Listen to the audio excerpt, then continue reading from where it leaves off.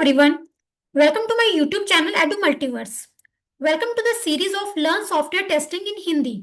So आज हम बात करने वाले हैं functional testing and non functional testing के बारे में, जो कि मोस्ट इम्पोर्टेंट क्वेश्चन है मैनुअल टेस्टिंग इंटरव्यू के लिए. बहुत से लोग इसके बारे में पूछते हैं कि इन दोनों में क्या डिफरेंसेस है. इस वीडियो के अंदर हम अच्छे से डिटेल में जानेंगे कि what is functional and non functional testing, types of functional and non functional testing, difference between functional and non functional testing. तो चलिए स्टार्ट करते हैं. सबसे पहले डिस्कस करते हैं कि what exactly is functional testing. Functional testing specifies करती है कि कोई प्रोग्राम और mobile application technical and business requirements के अकॉर्डिंग परफॉर्म कर रही है या नहीं. फंक्शनल टेस्टिंग हमेशा नॉन फंक्शनल टेस्टिंग से पहले परफॉर्म होती है और ये मैनुअली होती है. इसमें टेस्टर इनपुट प्रोवाइड करता है प्रोग्राम को और रिजल्ट को कंपेयर करता है एक्सपेक्टेड आउटकम के साथ. Basically in short, in functional testing we are testing the whole functionality of the application, means user behaviour. User behaviour को जब भी आप चेक करोगे, मान लो आपको एक वेब एप्लीकेशन दी गई है, ई कॉमर्स की वेबसाइट आपको टेस्ट करनी है, राइट. अब आप उसका बिहेवियर चेक करो कि कैसी फंक्शनलिटी होगी उस एप्लीकेशन में. उसमें लॉगिन पेज होगा, उसमें रजिस्ट्रेशन पेज होगा, उसमें प्रोडक्ट लिस्टिंग पेज होगा, उसमें ऐड टू कार्ट पेज होगा.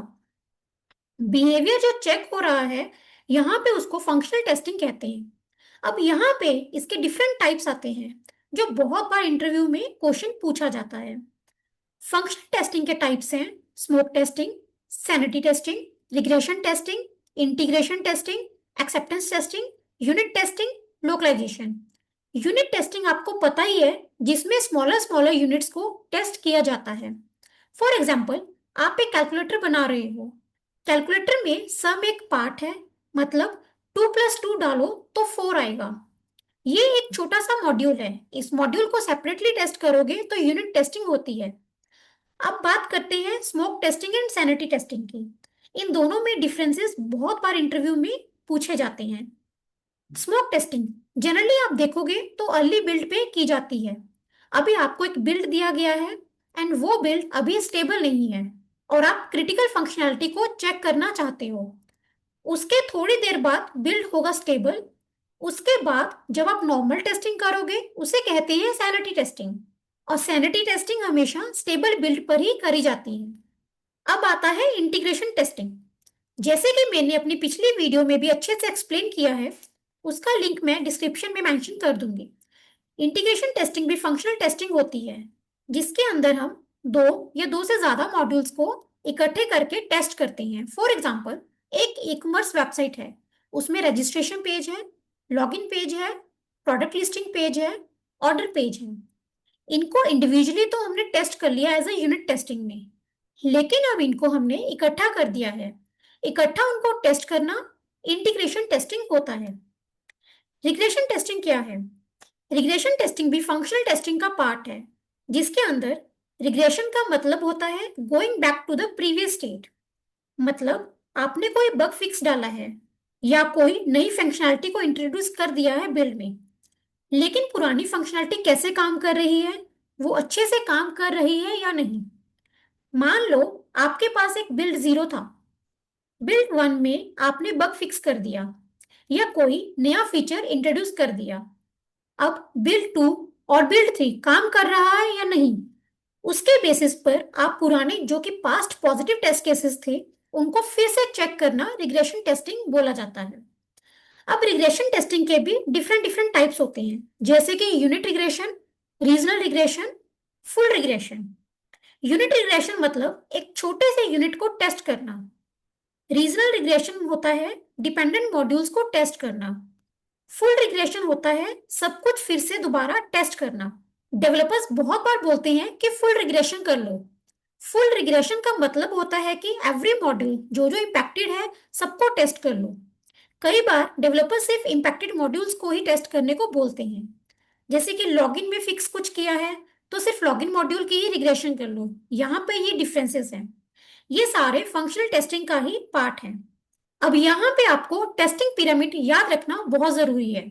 बॉटम में होता है यूनिट टेस्टिंग, फिर होता है integration testing, then smoke testing, फिर सैनिटी टेस्टिंग हो सकती है, फिर रिग्रेशन टेस्टिंग, फिर यूएट होता है, जो सबसे ऊपर होता है, यूजर एक्सेप्टेंस टेस्टिंग। हमने फंक्शनल टेस्टिंग को अच्छे से समझ लिया।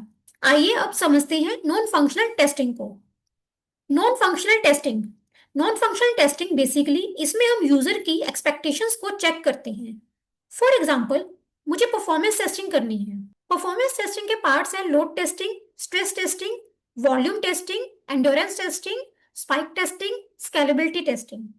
उसके अंदर हम क्या टेस्ट कर रहे हैं कि नंबर ऑफ यूजर्स अगर मैंने एकदम से बढ़ा दिए हैं तो क्या होगा, सडन स्पाइक मैंने बढ़ा दिया तो क्या होगा, वॉल्यूम जो चीज एकदम से अपलोड कर रहे हैं वो चीज बढ़ा दी तो क्या होगा। ये सारी चीजें यूजर की एक्सपेक्टेशंस को चेक करना नॉन फंक्शनल टेस्टिंग के अंदर आता है।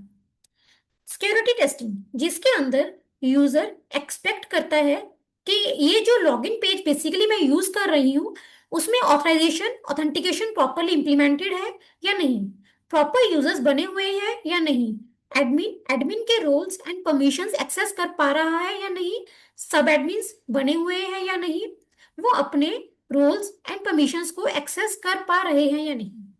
रिकवरिंग टेस्टिंग भी नॉन फंक्शनल टेस्टिंग का ही पार्ट है, जिसके अंदर आप रिकवरी चेक करते हैं। Compatibility testing, compatibility testing check होती है डिफरेंट प्लेटफॉर्म्स पे। सॉफ्टवेयर की कंपैटिबिलिटी को चेक करना, हार्डवेयर की कंपैटिबिलिटी को चेक करना, फॉरवर्ड बैकवर्ड कंपैटिबिलिटी चेक करना। नेक्स्ट है इंस्टॉलेशन टेस्टिंग।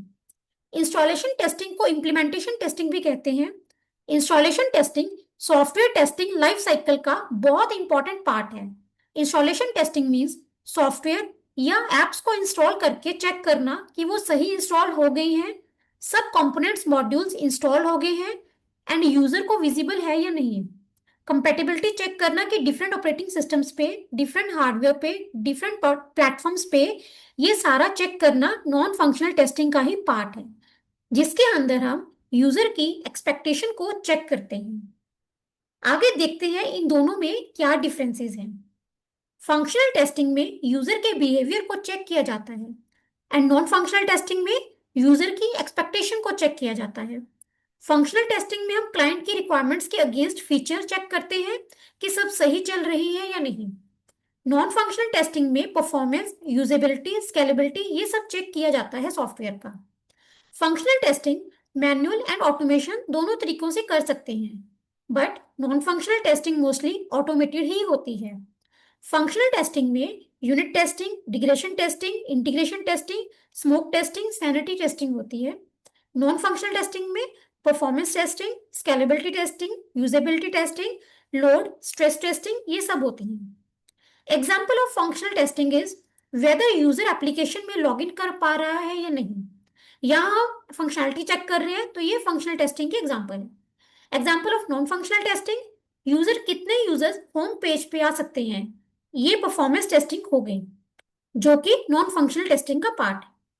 सो फ्रेंड्स, मिलते हैं नेक्स्ट वीडियो में learn software testing in Hindi series के एक नए टॉपिक के साथ। होप आपको ये वीडियो समझ आई होगी और अच्छी लगी होगी। अगर आप सबके कुछ क्वेश्चंस या फीडबैक होंगे तो कमेंट सेक्शन में जरूर मेंशन कीजिएगा।